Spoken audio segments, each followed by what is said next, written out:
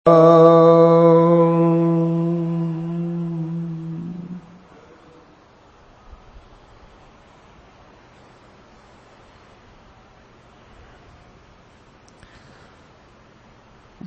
आत्म कल्याण करने की इच्छा हो उसको दो बात विशेषता से ध्यान में रखनी चाहिए। पहली बात भगवान का नाम जप और दूसरी बात भगवान के स्वरूप का ध्यान करना।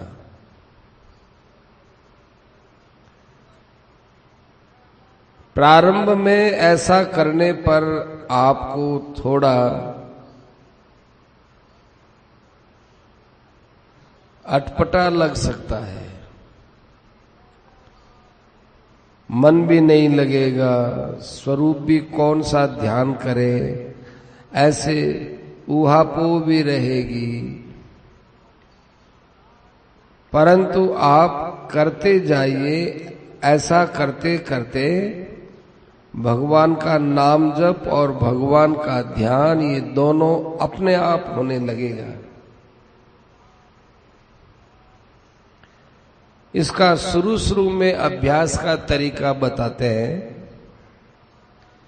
पहले नाम का अभ्यास थोड़ा जोर से करे, बोलते हुए राम राम राम राम राम राम राम राम ऐसे करे। फिर आहिस्ता आहिस्ता करे, राम राम राम राम राम राम राम राम राम राम ऐसे। फिर एकदम होठों से करे, राम राम राम राम राम राम राम राम। फिर श्वास से करे, फिर मन से करे। इस प्रकार से नाम जप करते करते दृढ़ अभ्यास हो जाए तब नाम अपने आप होने लगेगा। अपने आप भी ऐसा होगा कि आप उसको छोड़ना चाहेंगे तो छूटेगा नहीं। पर छोड़ना ही क्यों है और छोड़ना चाहना ही क्यों है? नाम लेते हुए ऐसी आपकी स्थिति होगी कि जैसे आपके श्वास आते हैं जाते हैं, आप इनको रोक नहीं सकते, ऐसे ही नाम जप होता रहेगा।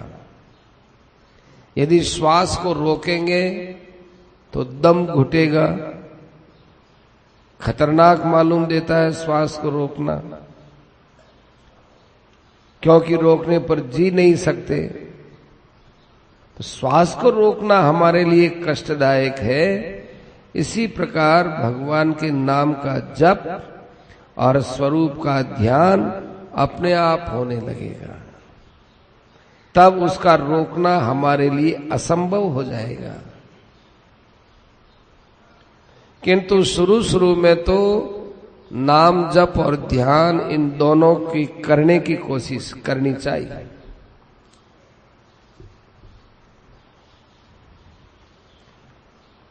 एक बात आपको और बता दें कि आप ये आशा मत रखना,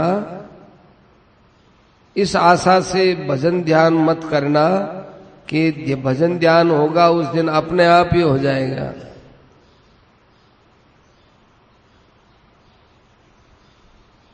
और हमारे में जो दुर्गुण दुराचार है उनके त्यागने पर भी अपने आप ही नाम जप होने लगेगा, ऐसा मत समझना। क्यों? ये तो अच्छी बात है। दुर्गुण दुराचार को दूर करने की चेष्टा पहले करेंगे तो नाम जप अपने आप होने लगेगा। इसमें हमारी गलती क्या है? इसमें थोड़ी कमी है।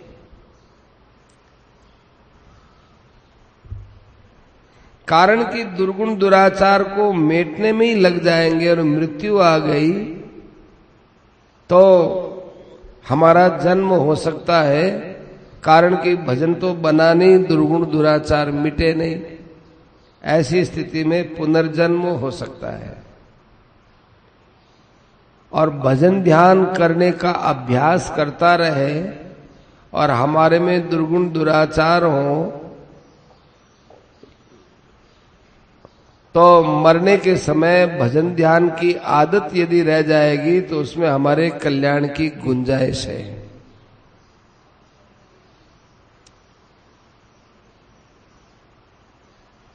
इसमें उसमें कल्याण होने की गुंजाइश नहीं है, कारण कि अंतिम समय में लिए हुए भगवान के नाम से और भगवान के ध्यान में कई प्रकार की छूट मिलती है, परंतु दुर्गुण दुराचार मिटाते मिटाते अपने आप ही नाम जप होगा और अंतिम समय आ गया तो इसमें छूट नहीं मिलती है, नाम जप में छूट मिलती है। ये इसमें रहस्य की बात है। दोनों काम साथ साथ करो, परंतु विशेष प्रधानता का काम भजन ध्यान का रखो। भजन ध्यान बढ़ता जाएगा, दुर्गुण दुराचार का समय नहीं मिलेगा और दुर्गुण दुराचार की वृत्ति खत्म हो जाएगी। परंतु दुर्गुण दुराचार को मिटाने में लगोगे तो दुर्गुण दुराचार के कार्य तो मिट सकते हैं, पर अंदर की वृत्ति का मिटना कठिन हो जाएगा। अब कोई धारणा करे कि नहीं हम तो दुर्गुण दुराचार मिटाएंगे फिर नाम अपने आप ही होने लगेगा, तो करो। हमारे तो ये बात समझ में कम आती है। गीता में भगवान जगह जगह अपना स्मरण करने की बात कहते हैं। एक बात और रहस्य की बताते हैं, आपको ये प्रतीक्षा नहीं करनी चाहिए कि भगवान का भजन ध्यान अपने आप ही होगा, वही बढ़िया होगा, अभी तो केवल हम यूं ही अभ्यास कर रहे हैं, ऐसा भी मत सोचना।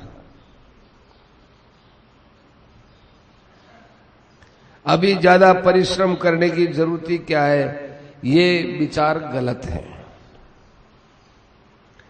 मैं आपको बहुत ठोस बात कहता हूं, शास्त्रों को पढ़ने से, देखने से, युक्ति से, अभ्यास से, अनुमान से और महात्माओं के वचन सुनने से इस निष्कर्ष पर पहुंचकर आपको ये बात बताता हूं कि भगवान के नाम का जप और भगवान के स्वरूप का ध्यान ये सब साधनों में सबसे सुगम और सबसे श्रेष्ठ है और सबके लायक है। कर्मयोग करने में जप ध्यान सहायक है, ज्ञान योग में जप ध्यान सहायक है, सांख्य योग में जप ध्यान सहायक है, भक्ति तो जप ध्यान का ही अंग है। पहले ये समझो कि भजन ध्यान कौन सा दामी है और ध्यान कौन सा दामी, भजन कौन सा दामी और ध्यान कौन सा दामी है। अभी जैसे बताया कि जो भजन वाणी के द्वारा होता है उसकी अपेक्षा श्वास के द्वारा किया हुआ भजन दामी होता है। श्वास के द्वारा जो जप होता है उससे मानसिक जप दामी होता है, और मानसिक जप करके उसको प्रकाशित नहीं करे, किसी को भी नहीं बतावे कि मैं कितना जप करता हूं, क्या मेरा जप का नाम है, बिल्कुल गुप्त रखो, किसी को भी मत बताओ, तो ये सबसे ऊंचा है। गुप्त रख करके भी जिस नाम का हम जप करें उस नाम के अर्थ को समझें तो वह और भी ऊंचा दामी जाप है। कहने का मतलब है भगवान का जो जप करते हो तो ये भी साथ साथ में विचार करो कि भगवान क्या चीज है, भगवान का मेरे साथ क्या संबंध है, भगवान मेरे लिए कहाँ तक उपयोगी है, इन बातों को भी समझना चाहिए। तार टूटे नहीं, भगवान के साथ हमारा तार टूटे नहीं, ये दामी भजन है। और उसकी श्रेणी पूछें तो और ऊंची श्रेणी में निष्काम भाव और श्रद्धा पूर्वक भजन होता है, सबसे ऊंचा है। इससे ऊंचा कोई दामी भजन नहीं है। ध्यान की बात कहता हूं, भगवान के स्वरूप का एक भाई ध्यान कर रहा है, जैसे मैं भगवान श्री राम के स्वरूप का ध्यान कर रहा हूं। वह ध्यान दामी है। जो राम के ध्यान के साथ साथ राम जी का जो चरित्र है, भगवान ने, राम ने ये लीला की, ये लीला की, ये लीला की, तो भगवान के स्वरूप के ध्यान के साथ साथ भगवान की लीला की स्मृति आती है, उनका चरित्र सामने आता है। ये और भी दामी बात है, क्योंकि लीला के साथ स्वरूप भी है और लीला भी है। केवल एक ही स्वरूप को यदि आप ध्यान में लाते हो तो वहां लीला नहीं है।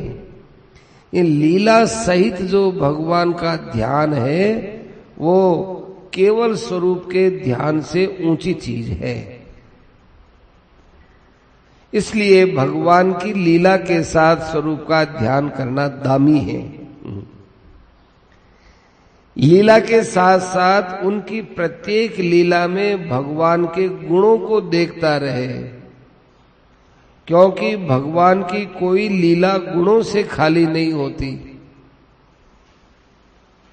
चित्रकूट में भगवान के गुणों को देखो, कैसे वे भरत जी से प्रेम से मिलते हैं। पंचवटी में देखो तो कैसे भगवान पंचवटी में लक्ष्मण जी को उपदेश देते हैं। मारीच के पीछे भगवान दौड़ते हैं तो कैसी कृपा करते हैं। सुग्रीव के साथ कैसी मित्रता की बातें करते हैं इत्यादि। गुणों के साथ भगवान की लीला में अंदाजा लगाया जाए कि अच्छा ये गुण भगवान की इस लीला से सिद्ध होते हैं। ऐसे अपने मन में भगवान के गुणों को सिद्ध करो। जब भगवान के गुणों को याद करेंगे तो आपको जगह जगह भगवान की दयालुता के दर्शन होंगे। यहां कितना दया का काम किया, कितना उपकार किया, कितने दयालु, कितने सुहृद, कितने समदर्शी। ये जब आपके अंदर भगवान के गुण ध्यान में आएंगे, लीलाओं को समझते हुए, तो ध्यान के साथ साथ आपके अंदर बड़ी विलक्षण आनंद की लहरें उठेंगी। तो ये और भी ऊंचा ध्यान है। इससे भी और ऊंची बात बताते हैं, जो गुण और प्रभाव को हम याद करें, प्रभाव को याद करें। गुण के अंदर ही प्रभाव छिपे हुए तो है, पर भगवान के प्रभाव को गुणों से अलग छांट छांट करके देखना चाहिए। भगवान का कैसा प्रभाव है। कौशल्या माँ के यहाँ भगवान ने कैसे अपने मुख के अंदर अगणित ब्रह्मा, अगणित शिव इत्यादियों के दर्शन कराए। ओहो, कैसा प्रभाव है। ऐसे प्रभाव को देखो। तो प्रभाव, स्वभाव और गुणों को देखते रहो। और जब भगवान के और गुण और प्रभाव याद आए तो अरे हमारा इतना समय ऐसे भगवान के चिंतन के बिना ही बीत गया।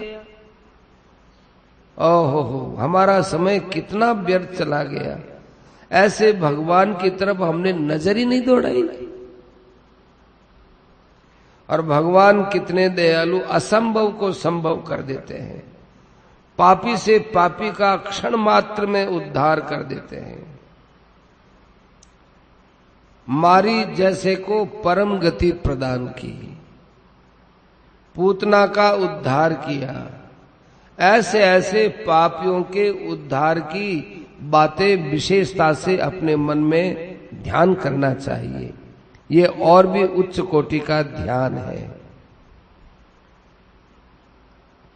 और ऐसे ध्यान के साथ साथ भगवान के स्वरूप का तो ध्यान चल रहा है, उसमें आप भगवान से भगवान के दर्शन, भाषण, स्पर्श, वार्तालाप ये सब करते रहे, ध्यान में भगवान से बातें करें। और ऐसा ध्यान करें कि मेरा जो सिर है ये भगवान के चरणों से यूं स्पर्श किया हुआ है, चरणों में।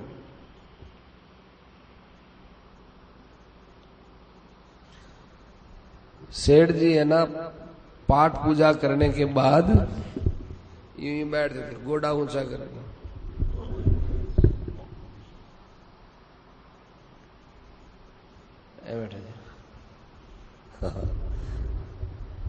पालगोटी को नहीं मारी जाए मारू, यूं को नहीं वे पालगोटी मारो को नहीं मारी जैसी, और बाजू यूं को नहीं वे। तो सेठ जी यूं बैठते थे, और ये जो यहाँ नस है इसके ऊपर यूं से यूं आ। तो सेठ जी को कहा कि सेठ जी आप ऐसा क्यों आसन बनाते हो पाठ पूजा करने के बाद? तो सेठ जी ने कहा कि यहाँ की जो नस है, ये यहाँ की ये टक टक टक टक आवाज आती है, उसमें से मैंने नाम जप चालू किया था शुरू शुरू में, बच्चा था तब, छोटा था, यूं करते करते अरे राम राम राम राम राम राम, तो तब से ये मेरे साधन यहां से पैदा हुआ। फिर ऐसा करते करते मेरे ध्यान हुआ कि मैं तो भगवान के चरणों में अपना सिर दिया हुआ हूं। ये बात है। तो भगवान का स्पर्श, भगवान के साथ भाषण, वार्तालाप, भगवान के दर्शन, सबका ध्यान करो, बहुत शांति और आनंद मिलेगा। संसार का सारा दुख जहर की तरह उतर जाएगा। तो भजन माने नाम जप और ध्यान माने भगवान के स्वरूप का ध्यान। अब ये बात आई है कि ऐसा भजन, ऐसा ध्यान होवे कैसे? तो भाई सबसे पहले तो आपके मन में लालसा रहेगी तो सब बात बैठ जाएगी, बताने वाला भी मिल जाएगा। लालसा के बिना सब चीज मिल जाए तो कोई फायदा नहीं है। और ज्यों ज्यों लालसा आपकी बढ़ती जाएगी त्यों त्यों भगवान भी आपके नजदीक आते जाएंगे। ये पहला उपाय है। दूसरा उपाय यह है कि आप भगवान से बढ़कर संसार में किसी को भी न माने, पदार्थ को, व्यक्ति को, किसी को भी। भगवान से बढ़कर कोई है ही नहीं, सबसे बढ़कर भगवान है। इसलिए मुझे भगवान का भजन ध्यान करना है। और भी उपाय है। ऐसी धारणा बनावे कि भगवान से बढ़कर कोई नहीं है और भगवान के भजन ध्यान से बढ़कर कोई साधन नहीं है। ये दोनों धारणा हो जाए, फिर देखो सत्पुरुषों का संग मिल जाए और सत्शास्त्रों का स्वाध्याय मिल जाए, उससे तो भजन ध्यान में नई रंगत आ जाती है। फिर श्रद्धा भी बढ़ती है। भगवान के गुण, प्रभाव, तत्व, रहस्य की बातें सुनने तो भगवान में श्रद्धा होती है। श्रद्धा होने से प्रेम होता है। प्रेम पूर्वक भजन ध्यान करना सबसे ऊंचा है। निष्काम भाव जितना बनता जाएगा उतना प्रेम आपका अंदर से प्रकट होता जाएगा। श्रद्धा क्या, विश्वास क्या कि बस हमारे लिए तो भजन ध्यान ही कल्याण करने वाला है। कई लोग धन के लिए, ऐश्वर्य के लिए भगवान का भजन ध्यान करते हैं। शरीर निरोग रहे कि भगवान का भजन ध्यान करो, नाम जप करो, इतना जप करेंगे बीमारी दूर हो जाएगी, इतना जप करो इस प्रकार से हमको धन मिल जाएगा। पर ये कोई बहुत ऊंची बात नहीं है। भगवान ने तो भगत माना है, आर तो जिज्ञासुर अर्थार्थी, अर्थार्थी को अपना भगत तो माना है, परंतु सबसे ऊंचा भगत तो निष्काम भाव से प्रेम करने वाले को माना है। हम तो कहते हैं कितनी बड़ी भारी आफत आ जाए, संकट आ जाए, तो भी भगवान के भजन को आफत संकट से दूर करने के लिए उपयोग नहीं करना चाहिए। कोई बहुत ऐसी आफत आ जाए द्रौपदी की तरह से यदि कहा जाए तो श्रेष्ठ है, कोई बात नहीं है,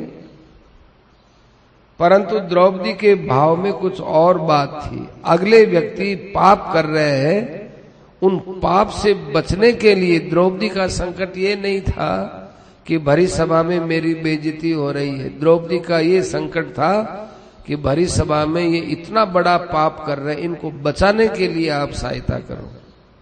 कितना ऊंचा भाव है। भगवान में अनन्य प्रेम और श्रद्धा है, ये भगवान से मांगने पर सकाम भाव नहीं होता। समय बड़ा मूल्यवान है। एक क्षण भी हम जीना चाहें और उसके बदले में लाख रुपया खर्च करें तो ऐसा संभव नहीं है, इतना मूल्यवान है। आप ढीले साधन से चलते हो, साधन भजन में ढिलाई मत करो, दुनिया के काम में ढिलाई कर सकते हो। पता नहीं कब मर जाए। भगवान ने हमको ये जानकारी नहीं दी कि हम कितने वर्षों में मरेंगे, ये भगवान की कृपा है। मान लो हमको ज्ञान हो जाए कि 80 वर्ष में हम मरेंगे, तो हम सोचेंगे अभी तो हम 40 वर्ष के हुए हैं, 40 वर्ष बाकी है। अभी तो 50 के हुए, 30 वर्ष बाकी है। 60 हुए तो अभी तो 20 वर्ष बाकी है। 70 हुए तो 10 वर्ष बाकी है। 78 हुए तो अरे 2 वर्ष बाकी है। क्या है, बहुत है। 1 वर्ष बीत गया तो अभी तो 1 वर्ष बाकी है। अरे 6 महीने बाकी है, कोई बात नहीं, 2-4 दिन होगा तब देखा जाएगा। क्योंकि एक नाम से भगवान कल्याण कर देते, तो 2-4 दिन तो बहुत है। पर 2-4 दिन रहे तो उस समय भजन नहीं होगा। इसलिए भगवान ने हमको अपनी आयु का ज्ञान नहीं कराया, बड़ी भारी कृपा है। क्योंकि हमारे मन में ये बात बैठी रहनी चाहिए कि क्या पता कब चले जाए, क्या पता कब चले जाए, उससे भजन तेज होता है। एक कहानी याद आ गई। एक राजा बड़े विषयी थे, उनके अनेक स्त्रियां थी। उस राजा के राज्य में एक महात्मा रहते थे। महात्मा के मन में आया कि मैं चारों तरफ यही बात सुनता हूं कि हमारे इस देश का राजा बड़ा विषयी है। यदि राजा का सुधार हो जाए तो प्रजा का भी सुधार हो जाए। इसलिए वे महात्मा, जो कि सच्चे महात्मा थे, अच्छे तत्वज्ञानी थे, वे महात्मा वहां लोगों से मिलने जुलने लगे।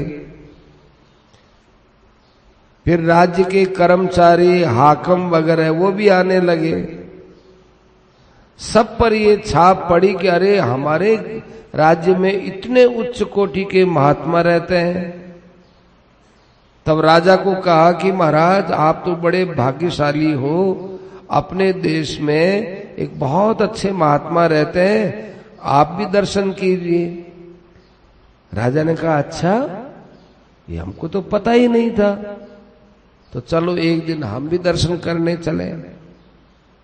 राजा दर्शन करने आए। महात्मा ने पूछा, महाराज राज का काम छोड़ करके आप हमारे पास किस काम से आए हैं? तो राजा ने महात्मा के सामने सब बात कह दी। कहने लगा कि महाराज मेरे बहुत रानियां हैं और मैं संसार के भोगों से तृप्त हुआ नहीं हूं, इसलिए कोई आप उपाय बताओ। महाराज ने कहा बता देते हैं। ठीक है, एक बोतल लाए। महात्मा ने इस बोतल में से 3 बूंद डालकर कहा कि अब इसको पी लो, और पिला दिया, और उस पूरी बोतल को महात्मा पी गए। राजा ने वैसा ही किया, 3 बूंद औषध पी ली। उससे राजा को बड़ा भारी नशा आ गया। नशा आ जाने के कारण से वह भोगों में ही पड़ा रहा। मादक औषधि का असर 3 दिन तक रहा। 3 दिन के बाद उस राजा को होश आया, खुश हो गया, कहा कि अरे ये महात्मा तो बड़ा उच्च कोटि का है। उस मूर्ख राजा को ये मालूम ही नहीं था कि महात्माओं के लक्षण क्या होते हैं। उसने देखा कि जो हमको नशा देकर के भोगों में पड़े रहने की शक्ति देवे वही महात्मा। इस नशे की करामात देखकर राजा की श्रद्धा महात्मा पर खूब बढ़ गई। फिर वो उनके चरणों में आया और कहने लगा, महाराज ऐसी बढ़िया आपने औषधि दी, 3 दिन तक मेरे नशा रहा, और दीजिए। महात्मा ने कहा लो, फिर लो। फिर 3 बूंद दे दी और महात्मा ने फिर उस पूरी बोतल को पी लिया। महात्मा से राजा ने कहा, महाराज इस 3 बूंद के लिए मुझे बार बार आपके पास आना न पड़े, सदा के लिए ये चीज मुझे दे दो, ये पूरी दवाई मुझे दे दो, ताकि मैं भोगों में संतुष्ट रह सकूं। तो महात्मा जी ने कहा, देखो भाई, घर ले जाने के लिए तो मैं तुमको बोतल नहीं देता हूं, चलो यहीं पिला देता हूं, ये पूरी बोतल पी लो। राजा ने कहा, महाराज 3 बूंद औषध से इतना नशा रहा तो पूरी बोतल से जाने कैसा नशा रहेगा। महात्मा ने कहा कि आयु पर्यंत तुम निश्चिंत हो जाओगे, फिर कभी तुमको दवाई लेनी ही नहीं पड़ेगी। अब वो बोतल पी, महात्मा ने पिलाई वो, और राजा वहीं नशे में चूर होने लगा। तब महात्मा ने राजा को सुनाते हुए कहा, अरे रे महाराज, महाराज बड़ा अनर्थ हो गया, बड़ा अनर्थ हो गया, बड़ा अनर्थ हो गया, ऐसे चिल्लाने लगे। राजा भी घबराए, क्या महाराज कोई भूल से जहर दे दिया क्या? ऐसा क्या अनर्थ हो गया? अरे रे रे रे, अब क्या बताएं महाराज, बड़ा अनर्थ हो गया, महाराज बड़ा अनर्थ हो गया। राजा ने फिर कहा, महाराज बताओ तो सही क्या अनर्थ हो गया? जहर पिला दिया, क्या बात है, आप किसी वैद्य को बुलाए और कुछ करे, उपाय करे, चला तो गया जहर, बताओ तो सही। बताते भी नहीं। अरे महाराज क्या बताए, बड़ा अनर्थ हो गया, बड़ा अनर्थ हो गया। अब कुछ भी नहीं हो सकता। पिला दिया, वो तो पिला दिया, चला गया, वो पेट में चला गया, अब वापस तो वो कुछ होने वाला नहीं है, अब तो इसका प्रभाव पड़ेगा ही। तो महाराज बताओ तो सही। महात्मा ने क्या बताए, महाराज आज के 3 दिन के बाद आपकी तो मौत होने वाली है।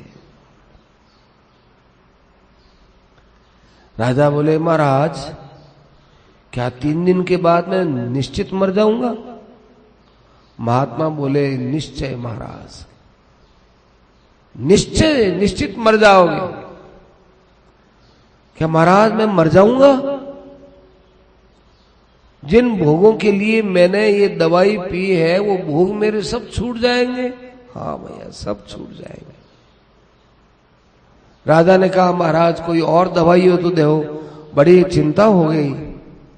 महात्मा ने कहा, भैया कोई दवाई नहीं मेरे पास, अब एक ही उपाय है। माया माया थोड़ी आगे सिरक जाओ। घनी जगह पड़ी है, घनी जगह। महात्मा ने कहा एक उपाय है। राजा ने कहा बाबा वही बताओ, अब तो कुछ बताओ, ये अंदर का जहर बाहर निकले ऐसा बताओ। वो तो कुछ नहीं होगा, वो तो अंदर गया सो गया। एक उपाय है, मरना तो निश्चित पड़ेगा। जाते जाते एक काम कर लो महाराज, भगवान को याद कर लो, तुम्हारा उद्धार हो जाएगा। क्या भगवान को याद करूं महात्मा जी, बड़ा भारी पापी हूं, बड़ा विषयी हूं, हरदम भोग विलास में ही पड़ा रहता हूं, काय का मेरे से भजन होगा। महात्मा जी बोले कि कितने ही पापी क्यों न हो, तुम भगवान को याद करो, कल्याण तुम्हारे धर्म से नहीं होगा, कल्याण भगवान की कृपा से होगा, तुम भजन करो। एक बात का नियम ले लो, 3 दिन बाद मरोगे तो सही, जब तक प्राण न निकले किसी से भी बात नहीं करूंगा, ऐसा नियम ले लो। किसी से भी बात नहीं करूंगा, केवल भगवान का स्मरण करूंगा, किसी से बात नहीं करूंगा। राजा ने कहा ये तो कर दूंगा, ठीक है। राजा महल में गए, सबको इकट्ठा करके हुक्म दिया कि देखो मैं एकांत में महल में बैठ रहा हूं और भजन करते करते मैं मस्त हो जाऊंगा। महल के चारों ओर नंगी तलवार लेकर के पहरा देऊं, मेरे कान में किसी की आवाज न आए, जो भी हल्ला गुल्ला करे उसको मृत्यु दंड दे देना। कोई मुझे जगावे नहीं, कोई जगाने के लिए आवे तो उसको भी मृत्यु दंड है। कोई मुझे बतलावे नहीं, जो भी बतलावे उसको मृत्यु दंड है। 4 दिन के बाद हमारे महल का कमरा तुम खोल सकते हो, उससे पहले कोई कमरा नहीं खोलेगा। राजा ने हुक्म दे दिया। राजा बहुत घबराया, अरे मरूंगा, अरे मरूंगा, राम राम राम राम राम राम राम राम राम राम राम, ऐसे हर दम राम राम करना। बैठ गया। महात्मा जी ने भगवान का स्वरूप समझा दिया, तो स्वरूप को ध्यान में रखते हुए वो बस नाम जप करता रहा। नाम जप करते करते मस्ती आ गई और उस मस्ती में राजा की समाधि लग गई। और समाधि पे लगते लगते उसको 7 दिन बीत गए। 7 दिन के बाद समाधि खुली। कर्मचारी लोग केवल देखते रहे कि भाई अंदर से आवाज आएगी, खटखटाएंगे तभी किवाड़ खोलेंगे, खोलेंगे नहीं। 7 दिन के बाद राजा ने किवाड़ खुलवाए तो लोगों ने किवाड़ खोला। राजा ने पूछा क्यों भाई 3 दिन हो गए क्या? कर्मचारियों ने कहा नहीं महाराज 3 दिन नहीं 7 दिन हो गए। आप जिस दिन बैठे थे उस दिन पूनम थी, पूर्णिमा, और आज सप्तमी है। अच्छा आज सप्तमी है कि हाँ 7 दिन हो गए। तब राजा ने विचार करके कहा कि महात्मा तो 1 नंबर का है, चलो हम उस महात्मा के पास जाएंगे। राजा महात्मा के पास गए। कहने लगे महाराज मैंने आपसे अपनी मृत्यु से बचने का उपाय पूछा था, आपने कहा कि तू 3 दिन में मर जाएगा। महाराज मैं तो 7 दिन हो गए मरा नहीं, आपकी 3 दिन में मरने की बात तो झूठी हो गई। महात्मा लोग तो कभी झूठ बोलते ही नहीं है, आपकी वाणी झूठी कैसे हो गई? महात्मा बोले मैं बाकी है, ये मैं नहीं मरा है। राजा बोले मैं अहंकार तो मेरे में नहीं, मैं जो रूप अहंकार है वो मेरे में नहीं है, किंतु मेरा शरीर तो है ना। महात्मा ने कहा कि तुमने ये नहीं कहा कि मैं मर जाऊंगा, और मैंने कहा कि निश्चय मैं मर जाएगी। तो मैंने तुमसे मैं मरने की बात कही थी, तुम्हारे शरीर के मरने की बात थोड़ी कही थी। तुम्हारा मैं मर गया कि नहीं? राजा बोले महाराज अब तो बात ठीक है, भगवान का ज्ञान हुआ कि नहीं, अहंकार का नाश हुआ कि नहीं? महाराज वो तो सब हो गया, अब एक प्रश्न बाकी रह गया कि क्या? महाराज 3 बूंद बोतल के उसमें से आपने मुझे दवाई दी थी, मैं उन्मत्त तो हो गया, और आप ये रोज 1 शीशी पीते हो, आपके तो कोई फर्क नहीं देखते हैं, क्या बात है? आप उन्मत्त क्यों नहीं होते? आप पर असर क्यों नहीं होता? महात्मा जी बोले, तुमने भी तो 1 बोतल पी थी, तुम कहां बेहोश हुए, तुम्हारे पर असर हुआ क्या? कि राजा बोले, नहीं महाराज, मुझ पर असर होने की बात थी कि एक ही बात याद आती कि 3 दिन में मर जाऊंगा, 3 दिन में मर जाऊंगा। वो 3 दिन के मरने के भय से मेरे ऊपर कोई नशा चढ़ा ही नहीं। महात्मा जी बोले कि तुमने तो ये समझा कि 3 दिन के बाद मैं मर जाऊंगा, इसलिए तुम्हारे नशा नहीं चढ़ा, पर मैं तो समझता हूं कि प्रातः काल के बाद सायंकाल आएगा कि नहीं आएगा, सायंकाल के बाद प्रातः काल आएगा कि नहीं आएगा। मुझे तो हर क्षण मौत दिखाई देती है, 3 दिन की जरूरत ही नहीं है। अब बताओ मेरे पर कैसे असर होगा? महाराज बोले, राजा बोले कि महाराज अब मैं समझ में आ गई बात